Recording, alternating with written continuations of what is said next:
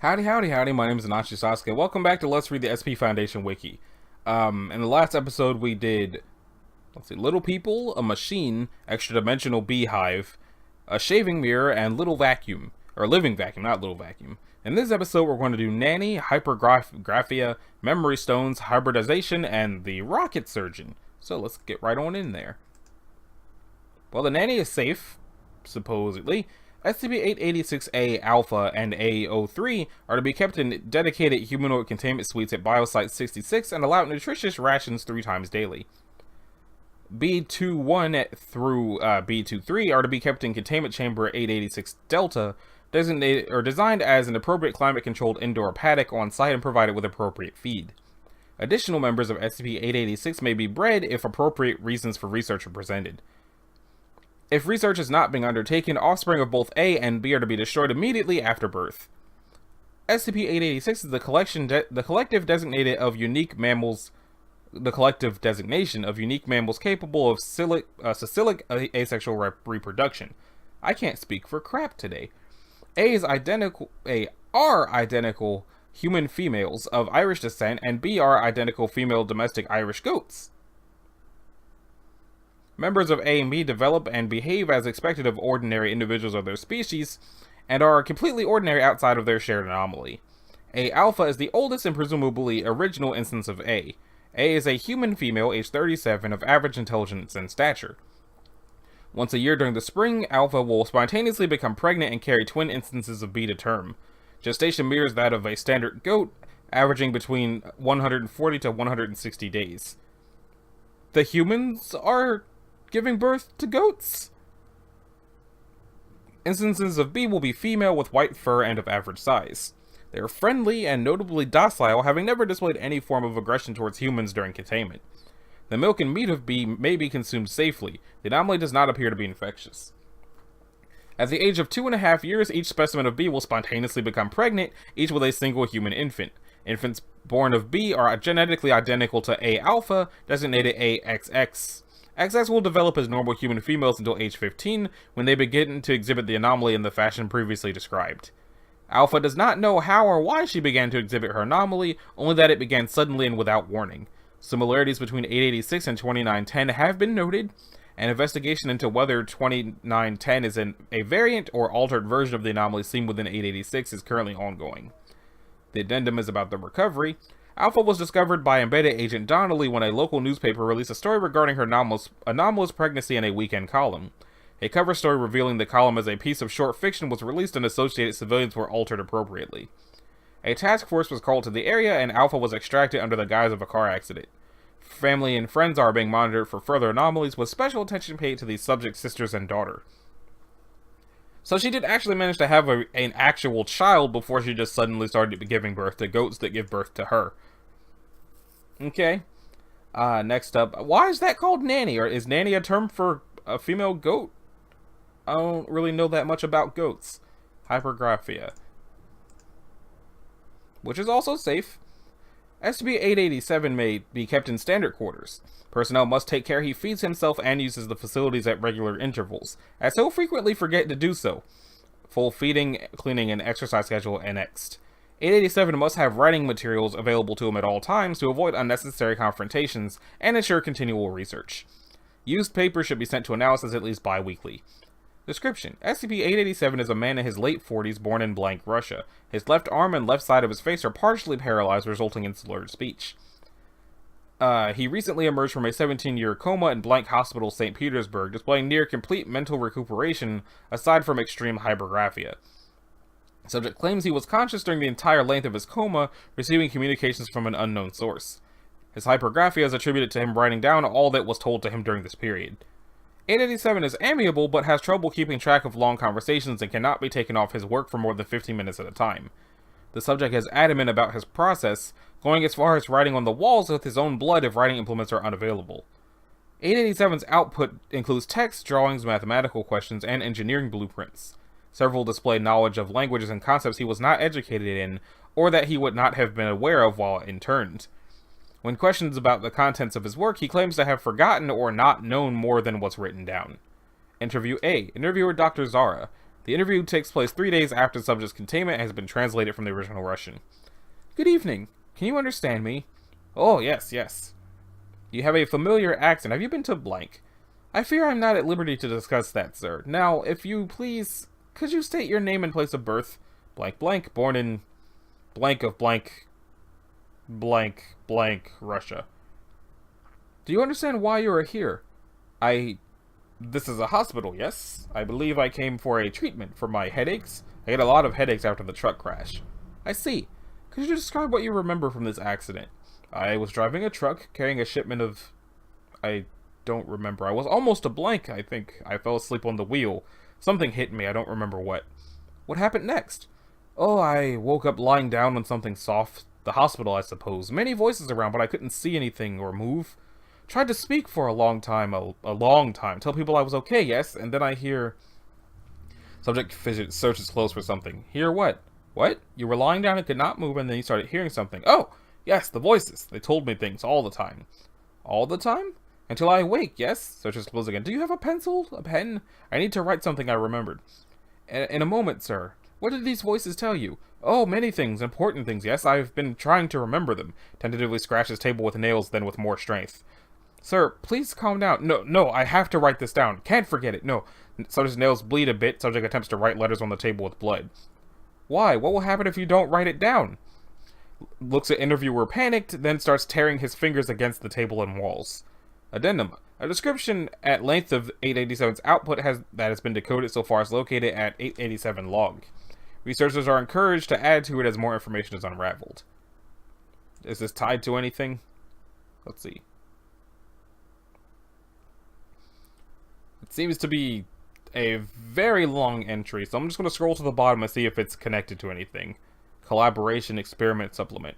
So it does not seem to be attached to any tales, but it sounds like multiple people just sort of add things to that. Memory stones. Sounds like that guy could use one of these. It's also safe. Maybe this will just be a whole episode of safe things. When this car ad goes away. A library located in blank Italy is partially built of blocks of 888 in its full state. The portions of the building constructed of 888 are designated as rare book storage. Only 3 senior librarians have access, and 2 of these are on the SCP payroll. The 3rd librarian is aware of the room's true purpose, but is a representative of and liaison to blank blank. A second sample of empty SCP-888 remains in the vault beneath the library, where it was originally discovered. Access to this vault has been rerouted through the rare book room, and all other passageways to it have been sealed with reinforced concrete. At this time, no additional containment measures are deemed necessary. Description: SCP-888 is a mineral composite similar to a rare red quartzite found only in blank Russia. However, 888 also contains trace amounts of an unidentified organic compound. The stone exhibits the capacity for large-scale data storage within its molecular lattices. It exists in 2 distinct states, hereafter referred to as empty and full. In its empty state, it is colored a pale pink and is slightly translucent. In the full state, the color deepens to a darker red and the stone becomes completely opaque. See the attached image. It is theorized that these changes result from the realignment of the molecular lattices to contain the stored data. At this time, the source of the stone is undetermined. SCP-888 reacts to the presence of sapient beings and appears to require direct skin contact to function. If a thinking creature touches an empty sample of 888, the stone removes a memory from the subject and stores the memory in itself, converting to the full state in the process. The original memory is lost to the subject.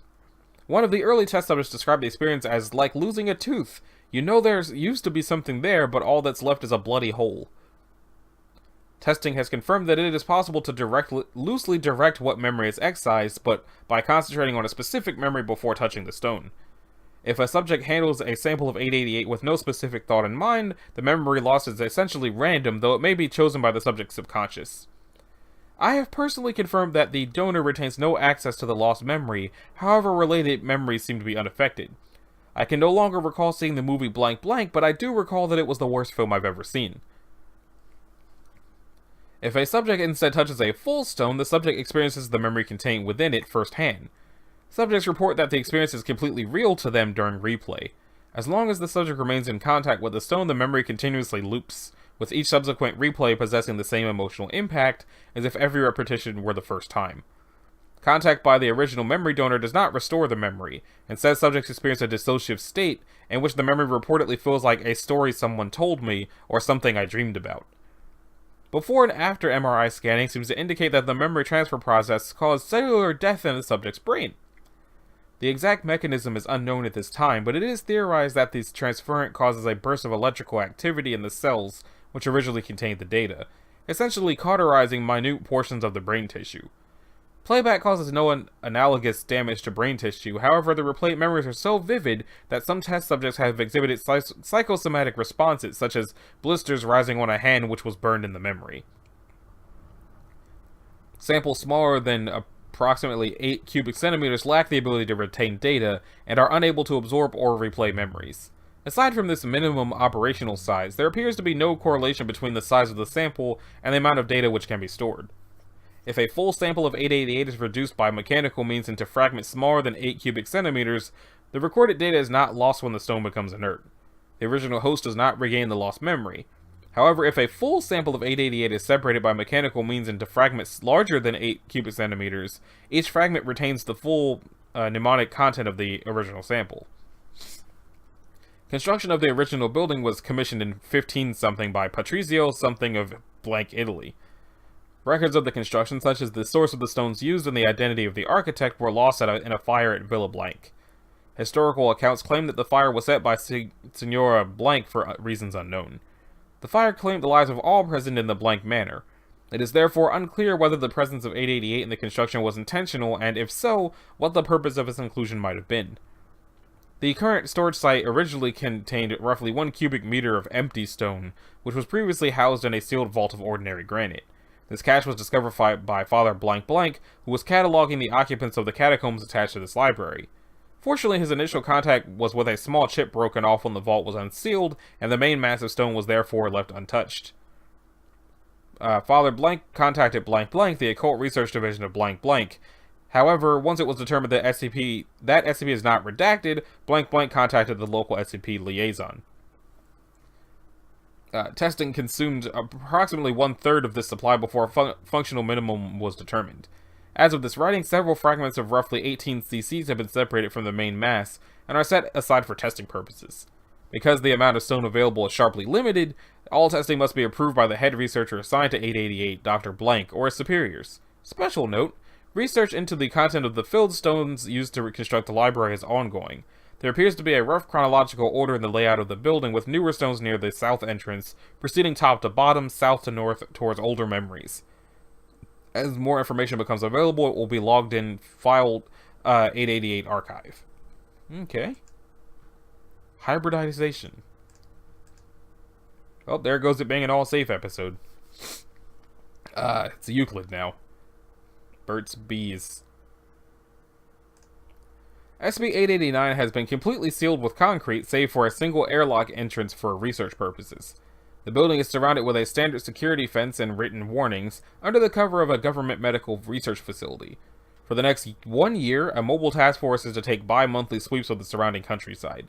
Any pre-containment products of 889 are to be neutralized and or captured and brought to Bioresearch Area 32. Local rumors or sightings concerning strange animals are to be pursued with utmost diligence. A quarterly swab is to be made of the interior of 889. If any prokaryotes are discovered exhibiting the effect of 889, or if any staff members contract an unusual illness, 889 is to be incinerated and sealed indefinitely. All staff members and equipment are to be decontaminated fully. Description: SCP-889 is an abandoned cattle barn located several miles north of Blank, Montana, USA. A series of farming buildings in various states of disrepair surround 889. No signs of human habitation are nearby, and no information is available concerning current or previous owners. Within 889, a combination of male and female animal or plant gametes from any two species produces viable offspring. This process occurs through a novel rearrangement of chromosomes during fertilization. In cases where gametes of different genome size or of different ploidy meet, chromosomes are often doubled or combined. The full extent of the progression is still under research. While mechanical considerations such as animal size, genital structure, and internal versus external fertilization often prevent dissimilar species from mating, Methods of artificial fertilization are effective in 90% of trials.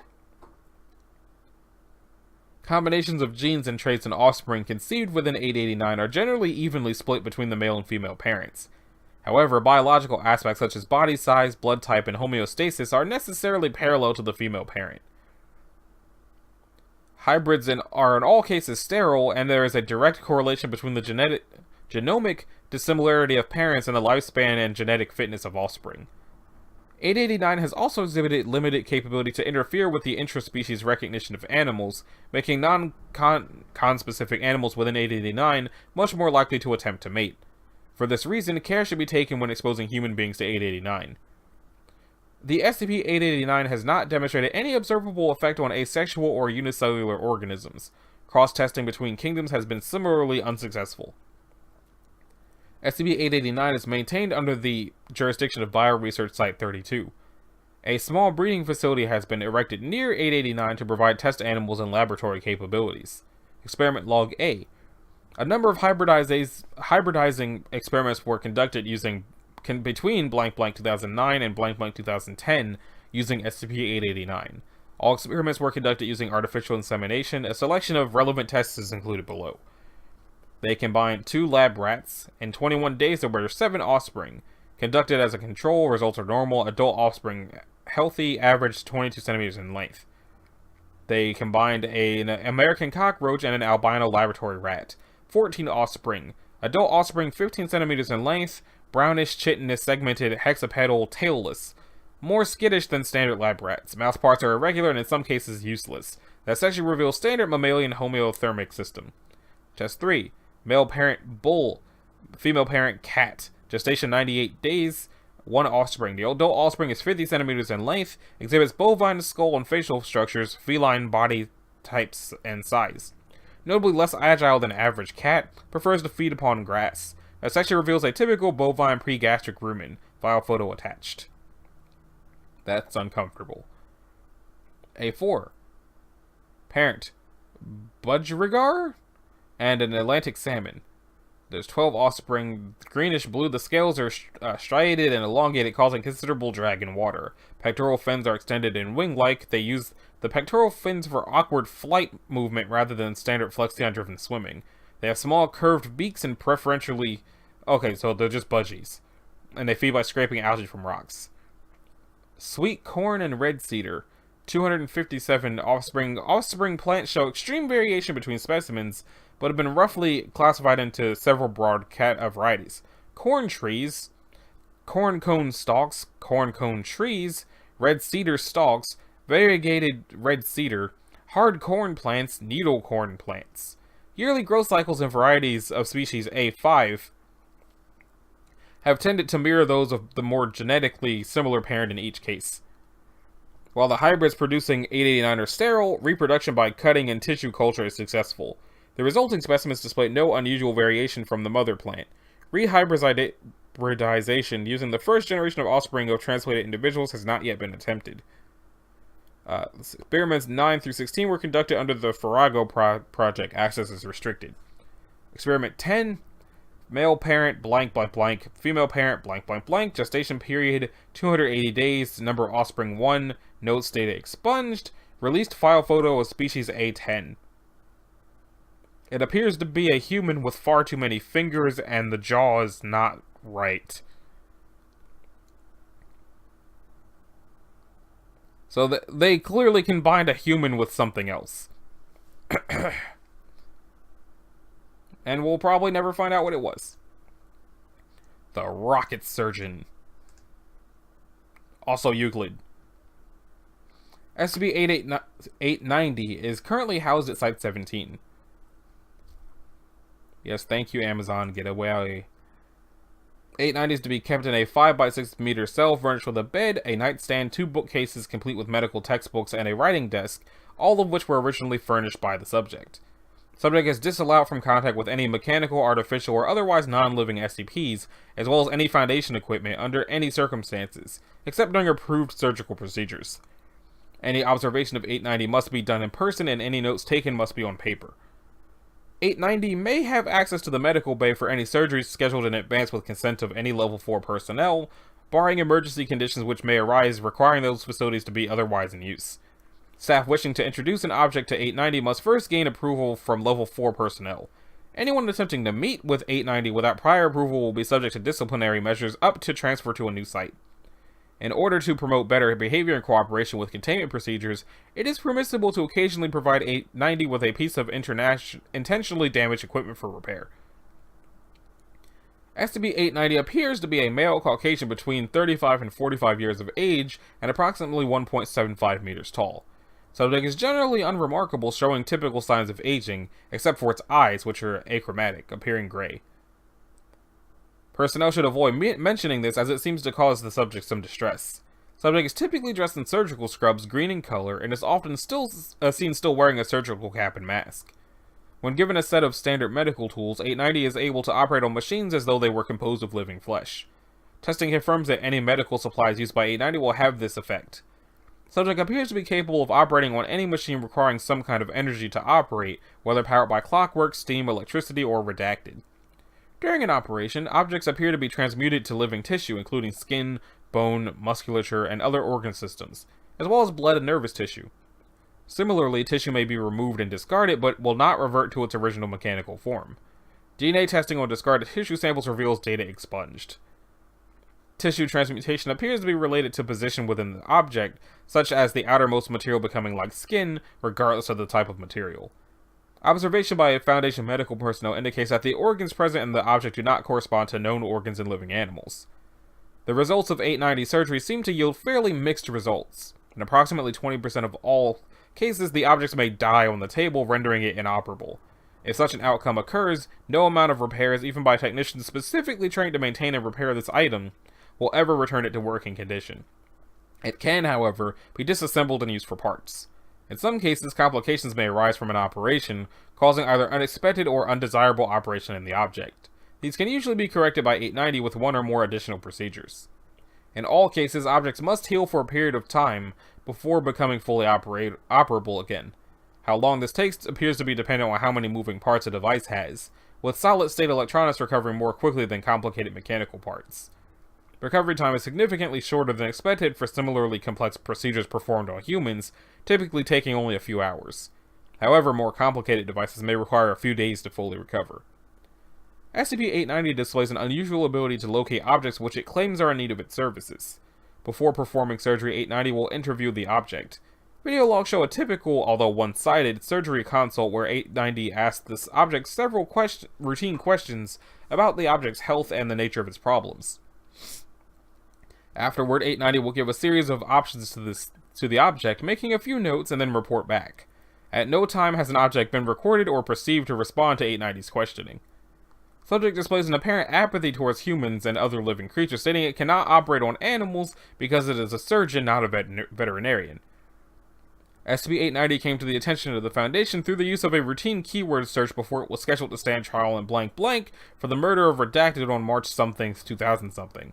Subject was performing an emergency surgery to save the life of a pacemaker, killing Redacted in whom it was installed in the process. Subsequent testing revealed that the pacemaker is once again fully operational. See interview log 1 for more information. Please state your name for the record. My name is blank. Mr. Blank, what were you doing March blank? A week ago? I was performing surgery on a patient complaining of Redacted. The operation was a complete success. I do not understand what all the fuss has been about. How did you become aware of the patient? Data expunged, complaining of weakness and a feeling of unease. And what about Redacted? You mean the mass of flesh surrounding my patient? It certainly made the procedure a bit more tedious, but was otherwise unremarkable. I've seen many such cases, in fact.